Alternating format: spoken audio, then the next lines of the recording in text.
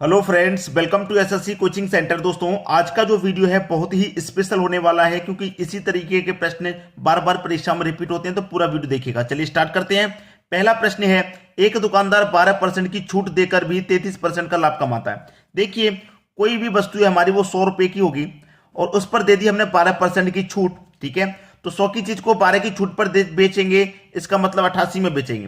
ठीक है, फिर कह रहा है कि 33% का लाभ कमाता है। भाई 33% का लाभ कैसे कमाएगा? वो 100 की चीज को 133 में बेचेगा, तभी तो 33% का लाभ कमाएगा। हमसे कह रहा है यदि कुर्सी का जिसका अंकित मूल्य 4,740 रुपए है, तो दुकानदार के लिए उसका क्रय मूल्य क्या होगा? भाई अंकित मूल्य हमें डिसाइड कर दिया गया है कि 4,740 रुपया है, तो उसका क्रय मूल्य क्या होगा? क्रय मूल्य पूछ रहा है ना, आसानी से निकाल सकते हैं। ऊपर वाली वैल्यू ऊपर लिख दो 88, नीचे वाली नीचे लिख दो 133। आंसर आ गया। आंसर आ गया आपका, आंसर आ गया 31 36, 31 36, ये आपका आंसर आ गया। खत्म प्रश्न। अब मैं इसमें आपको एक इंपॉर्टेंट बात बता देता हूं कि जब क्रय मूल्य पूछ रहा ना कि क्रय मूल्य क्या है, तो क्रय मूल्य पूछ रहा तो ऊपर वाली वैल्यू ऊपर, नीचे वाली नीचे।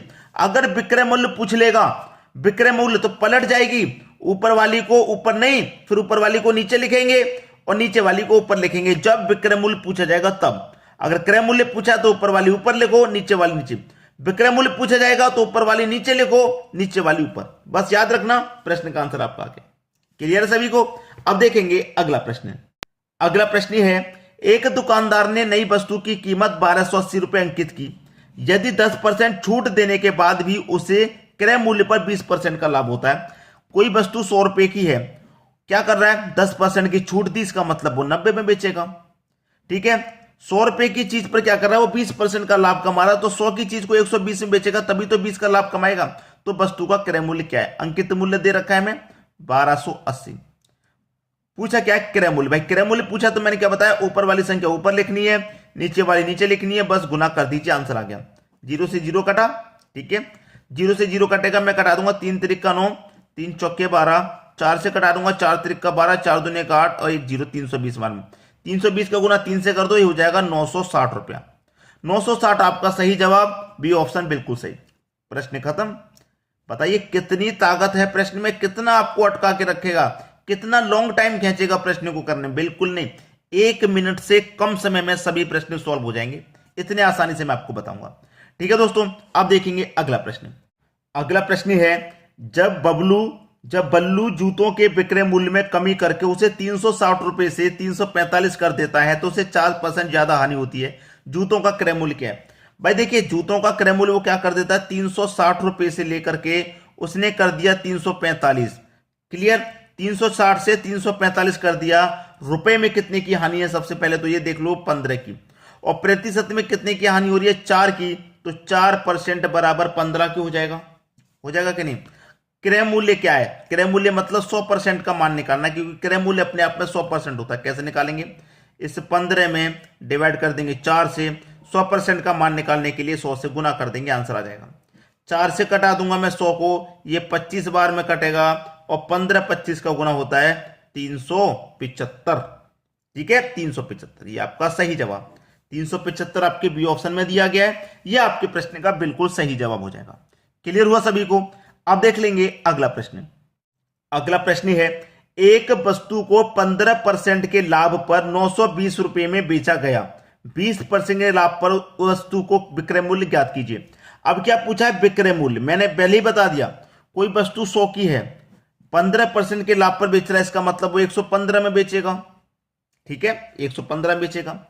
अब 100 की चीज को फिर क्या कहा गया कि 920 में बेचा गया, उसे 20% के लाभ पर वस्तु का विक्रय मूल्य ज्ञात किए। 20% के लाभ पर, तो 100 की चीज को वो 120 में बेचेगा भाई, तभी तो 20% का लाभ होगा। क्लियर है? हमारे पास अंकित मूल्य दिया गया है 900 रुपए, हमारे पास मूल्य दिया गया है 900 रुपए का बेचने वाला। तो मैंने क्या बताया, जब विक्रय मूल्य हमें निकालना होगा तो ऊपर वाली वस्तु को नीचे लिखेंगे, ऊपर वाली जो वैल्यू है उसे नीचे लिखना है और नीचे वाली को ऊपर लिखना है। यही तो मैंने बताया था, विक्रय मूल्य जब निकालेंगे तो बस प्रश्न ही खत्म हो गया। अब तो कुछ नहीं है, कटा लो भाई। 5 से कटा लूं, 5 से कटा लूंगा ये 23 बार में, और 5 से कट जाएगा 24 बार में। 23 चौक के 92 कटेगा, एक ये 0 और 40 का गुना 24 से कर दो, 960 आपका आंसर आ गया। ठीक है, 960 ये आपके प्रश्न का बिल्कुल सही जवाब हो जाएगा, 960 यानी कि बी ऑप्शन। तो सभी बच्चे आसानी से प्रश्नों को बना लेंगे, किसी को भी प्रश्न बनाने में कोई कठिनाई नहीं आएगी, सभी प्रश्न आसान है। ठीक है दोस्तों, अब देखेंगे अगला प्रश्न।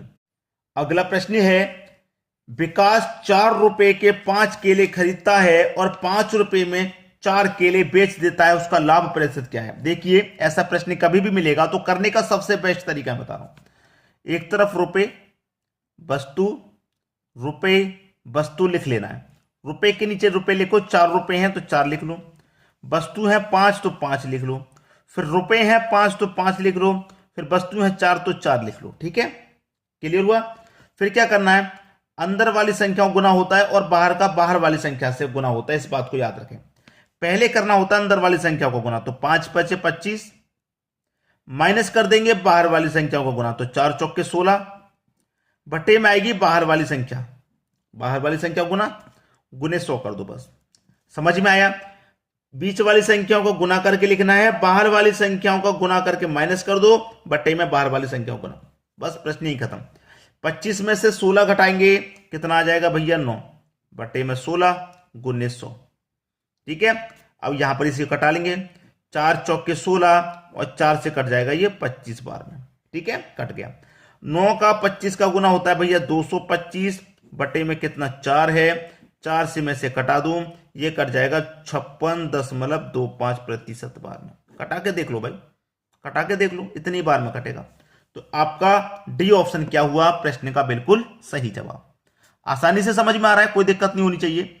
अब देख लेंगे अगला प्रश्न। अगला प्रश्न है, एक आदमी 3 रुपए के 10 संतरे खरीदता है और 3 रुपए में 8 के हिसाब से बेचता है, लाभ प्रतिशत ज्ञात करें। वही तरीका करना है आपको भाई, रुपए वस्तु। ठीक है, रुपए के नीचे रुपए 3 रुपए हैं, वस्तु है 10, 3 रुपए हैं, वस्तु है 8, अंदर वाली संख्या को गुना करेंगे, 10 का गुना 3 से कर दूंगा तो 30, माइनस कर देंगे बाहर वाली संख्या को गुना, तो 8 त्रिक का 24 को मैं माइनस कर दूंगा, बटे में बाहर वाली संख्या को गुना और गुने 100। 30 में से 24 घटा दो 6, बटे में 24 गुने 100, 6 चौके 24, 4 से 100 कटेगा 25 बार में, 25% आपका आंसर आ गया। कहां है भाई 25%, आपके बी ऑप्शन में दिया गया है। तो आपके प्रश्न का बी ऑप्शन बिल्कुल सही जवाब है और आसानी से समझ में आ रहा होगा। जिन बच्चों को इन प्रश्नों में कठिनाई लगती थी अब नहीं लगेगी। ठीक है दोस्तों, अब देखेंगे अगला प्रश्न। अगला प्रश्न है, पहले 50 प्राकृतिक संख्याओं का औसत है। पहले 50 प्राकृतिक संख्या मतलब लगातार संख्या, पहले की 50 मतलब 1 से स्टार्ट करेंगे, 2 3 4 और कहां तक जाएंगे दोस्तों, 50 तक जाएंगे। तो 1 से लेकर 50 तक की जो भी हमारी संख्या है उनका औसत कितना हो जाएगा वो पूछा गया, क्या औसत रहेगा।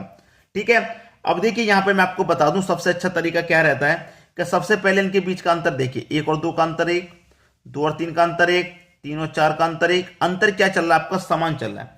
जब अंतर समान चलेगा तो first plus last divided by 2 कर देना। तो फर्स्ट आपका क्या है 1 प्लस लास्ट आपका क्या है 50 और डिवाइडेड बाय क्या कर देना 2 कर देना है।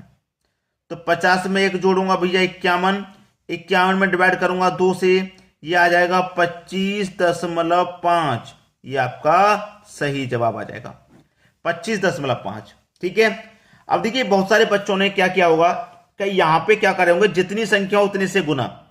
भाई मेरे पास 50 संख्या तो 50 से गुना, वो जब करते हैं जब हमें संख्याओं का पूरी का योग पता करना होगा तब।